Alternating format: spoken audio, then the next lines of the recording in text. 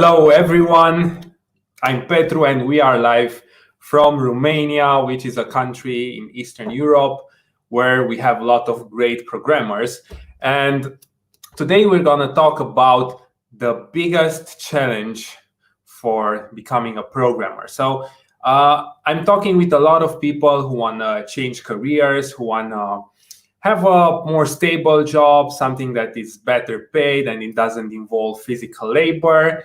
And I get to hear lots and lots and lots of challenges, but one of those is the biggest, and I think it's also the main challenge. Like if you manage to overcome this, then you'll be able to become a programmer. You'll be very successful. You'll make probably lots and lots of money.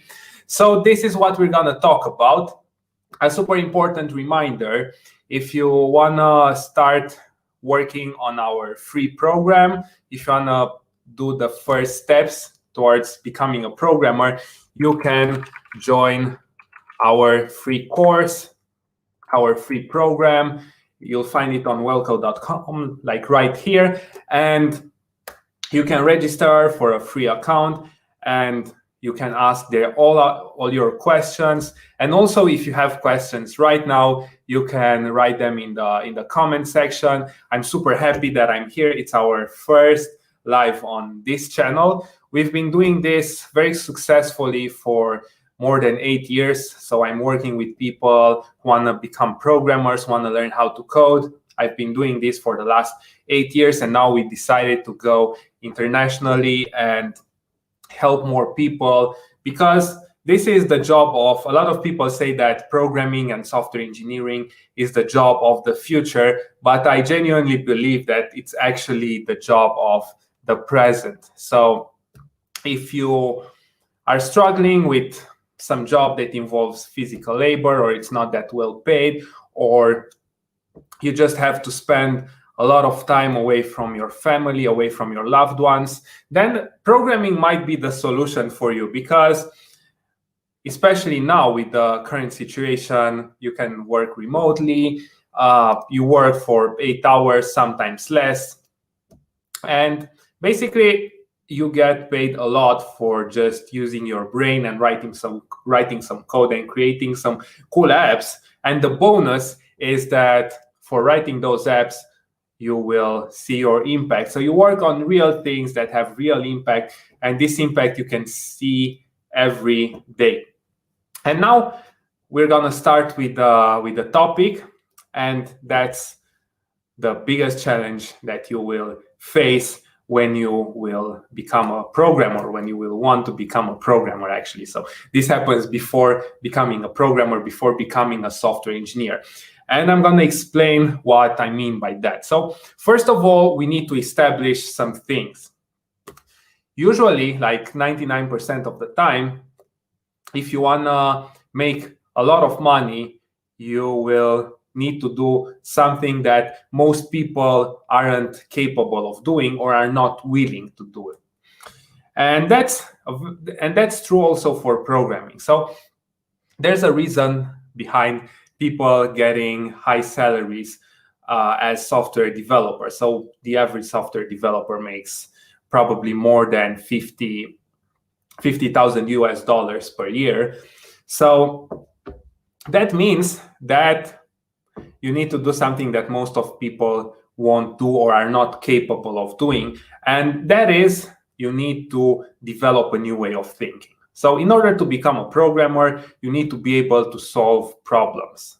And what do I mean by that? I'm not talking about the mathematical problems. I'm not talking about sitting on a chair and writing lots and lots of calculations, working only with digits.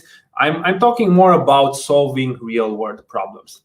And that can be creating a live streaming service like the one I'm using right now, which enables me to be live at the same time on both Facebook, YouTube, and also have you guys watch me. So that's a problem. Like, I need to be live simultaneously on both Facebook and YouTube. And for this, I need a software. And by creating this software, you solve a problem. And that's what programmers do. And a lot of times, those problems are split and are composed from multiple problems. So first of all, you need to broadcast sound in order to reach all the people who are watching live. Second, you need to broadcast images.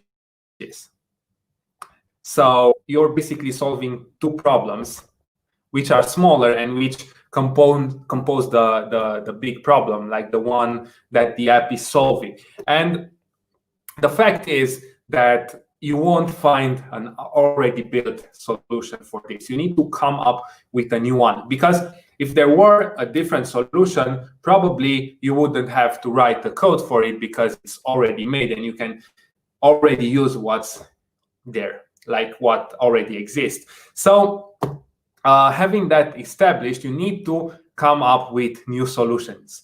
And for coming up with new solutions and solving different problems, you need to develop a way of thinking. Like, you need to have some sort of logical creativity. This is a term I coined. So it's not that kind of creativity that artists use when they want to create a painting or a graphic or some sort of music. It's more so just connecting the dots. Like, you know how to print an image on a screen, and now in order to show a video, you need to print a succession of images, right? One after another. So for doing this, you need to be creative. You need to combine the ways of printing an image on the screen and making it into a video. And then you need to do that live over the internet, and so on. You build on top of simple problems. And you do that by using your logic, combining what you already know, and creating the solution, the software solution. And because you need this way of thinking, you need to work hard for it. It's not easy to become a programmer. If you have the right help, if you work with mentors and you are putting in the work, it won't be that difficult, but still it ain't easy. So that means that you need to put work in this pursuit of becoming a programmer, and you'll face multiple challenges. And the biggest one is the mindset behind learning. Because while being at school, while learning the basic stuff like how to read, how to do basic calculations, a lot of times we just use the memorization. So we're not actually thinking. We're just trying to learn by heart different topics. Like, for example, in biology, for an exam, you probably need to learn some things by heart. Especially if you want to become a doctor, you'll have to just memorize lots and lots of things. But in programming, we already have the computers. You'll probably have a computer in front of you or a smartphone that's way smarter than you are. And I mean by that the fact that it can memorize a lot more than you are currently capable of memorizing. So probably a computer can memorize in 1 minute more than you can memorize in an entire year, considering the fact that you sleep enough, you eat only the right things, and you have your brain on 100% capacity. So that means that people who can memorize things very fast and can memorize lots and lots of informations are not needed in this domain of software engineering. Instead, especially big companies, big and well-known companies, need people who can think for themselves. So now you can say, hey, okay, I get that, and it makes sense, but what's the problem with the mindset? Why is the mindset the biggest challenge? And I'm going to explain why that is. So because developing a way of thinking is difficult, a lot of times we tend to find shortcuts. So we as humans are very lazy. We are always searching for the easiest path. Sometimes this path is called the path of the least resistance. And a lot of times the temptation is super high just to go on YouTube, watch some coding tutorial and reproduce the same thing that the guy is doing there. So he writes code on the screen, and then you transcribe the code on your computer, you run the app, and everything is fine. Everything works as expected, and then you are super proud of yourself. You pat yourself on the shoulder and say, "Hey, I built my first app." And yes, that's an important accomplishment. It's nice to build your own app. But if you're really thinking about that, is it really your app, or is it just something else that you copied from the internet, from YouTube? And the truth is that it's not your app. It's something that you copied from someone else. And then you'll face the second mindset problem, and that is just realizing that you don't know how to code and you need to go back and learn the basics. Okay, so this is a pretty big challenge, to go back, learn the basics, and recognize that you're not as good as you thought. And a lot of people struggle here, and a lot of people are just sitting here blocked in the tutorial hell. A lot of people talk about this. They are stuck. They are watching coding tutorials. They watch one tutorial after another. They start building lots and lots of apps from those tutorials. But when they need to start coding from scratch, like build their own app, something that's personalized, something that maybe they dreamed about last night, or a friend of them told them, "Hey, I heard you know how to code. Can you code me this app?" Then a lot of times they just feel stuck. They don't know how to start. They don't know how to begin. They don't know how to write the first lines of code because they need to do something which is very different. So having said that, you need to realize that there are no shortcuts. You can't skip learning the basics. The same thing as riding a bike. You can't ride a bike without using your hands before learning how to ride your bike by using your hands. You need to go step by step. So what happens if you struggle in understanding the basics? Let's say you started our free course, you went on wellcode.com, and then you had your first problem where you needed to write code from scratch, and you feel demoralized because you don't know how to solve it. You don't know how to start. And again, human nature comes here into play, because we don't like to do things that we don't know how to do. We like to be experts. We like to know what we're talking about. We like to know what we are doing. And in learning how to code and in solving problems, we obviously don't know what we do. A lot of times when I'm starting to code a new project, a new app, or a new feature for our platform, I don't know how to do it. And I work myself through it. I'm thinking about the first step, then I'm doing the first step, and then magic happens and I get ideas. And based on those ideas, I then know how to do the second step, and so on until I'm able to do the whole app or the whole feature. So you need to take a really good care of your mindset, because it's super easy to get depressed, to say, "Hey, I'm not built for coding. I'm going to go back to my crappy job and be happy that at least I have enough money to pay my bills."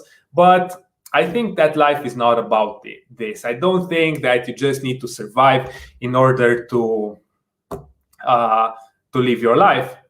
Especially given the fact that I come from a small country in Eastern Europe. I don't come from the richest family. My parents were not millionaires. They were regular people. And because I learned how to code, I had the chance of traveling the world, of working for really big companies like Google and Facebook. And that was just because I didn't have any other option. So don't imagine that when I started, I had the right mindset. I always tried to find shortcuts and learn faster. But because I didn't have any other alternative, when I saw that I don't know much about programming, I needed to change my learning style, and I had to change it because there was no other option out there. And the good news is that you can actually do it. It's not rocket science. So even when the mindset or your subconscious mind or your brain starts telling you stories that you're not good enough, that you're not going to make it, or that things are too hard and you need to take a break, you have a choice here. You can choose to just ignore your voices inside your head. You can just choose to ignore them and keep learning, because a lot of times if you keep learning, at some point the voices will get bored. They will say, hey, I won't keep saying those things because he already ignores me. So your brain will start focusing on different things. He'll switch topics, and you'll realize that you'll be more focused on learning how to code. You'll realize that you'll be more focused on just doing your work. And the magic of focus is that when you manage to get enough focus, and when you stop having a bad mindset, all your brain energy goes into finding solutions. Okay, so all your energy goes into finding solutions and solving the problems. And a lot of times we see that with our clients. So when they begin working with us, sometimes they are a bit scared. They start solving problems, or they start trying to solve problems, and they don't get any ideas. And then they ask us questions. And we don't reply instantaneously because we want them to think on their own. And a lot of times they get stressed, and we get the second question, hey, why are you not replying? And we don't reply to that question either. And most of the times, after they see that they don't get an answer instantaneously, they find the solution themselves. And then it comes the third message from them saying, hey, I have good news. I solved the problem. It's no need to answer my question. Now, a super important thing here is that we don't ignore our clients' questions. We are just letting them think for a few minutes, sometimes a couple of hours. And by doing this, we help them train their minds. It's the same thing as when you are training for running a marathon. At some point, you will get tired. You will want to stop running and just sit near the court and take the break. But if you do that at the first signs of being tired, you won't become a runner, because your body won't adapt to running. Your body won't get stronger. And the same thing is true with your mind. Your mind won't get stronger if you don't train it. And this is a big reason why you need mentors. This is a big reason why you need to work with people who are already experts in programming, and also with people who know how to teach coding. Because if you learn the things on your own, if you don't get proper advice, you will waste a lot of time, a lot of energy, and most of the people quit, especially because of those mindset problems. Because if you're training with the wrong methods, you'll end up trying to learn, or learning, how a lot of people call it, for a couple of years. And after you're trying for 2 years to become a software engineer and no company wants to hire you, there are only two rational things, two logical things that you can do. First of all is just quit and decide that you are actually not capable of doing this. And second is change the training method, okay? You can't do anything else. So having that said, it's super important to realize that you need the right training method, and that method may not be that pleasant, because there will always be a guy on YouTube showing you coding tutorials. There will always be a guy on YouTube who can teach you how to reproduce code from his screen and build an app that he already built. But in the long run, that won't make you a software engineer, that won't help you pass the interviews and won't help you get hired. So now to wrap up, also, by the way, if you have questions, you can write them and I'm gonna respond live to all your questions. But having that said, let's wrap up. So first of all, you need to realize that a lot of times we as humans seek the path, the easiest path, the path of the least resistance. And that means that you will seek the easiest way for learning how to code. And it's not wrong to seek the easy way, but you need to have a way of learning that will actually bring you results, because otherwise you'll have an easy but unsuccessful way of learning. And then you need to not get discouraged, or if you get discouraged, to ignore all your thoughts connected to that discouragement. So now having this established, don't forget to go on wellcode.com, register, create a free account there, and go over our free course. And until next time, I'm super happy that I was here live with you. I hope this was useful. If you think this is useful, don't forget to write a comment. Don't forget to share this video with your friends. And I wish you all the best and a lot of energy for learning how to code and getting the best results.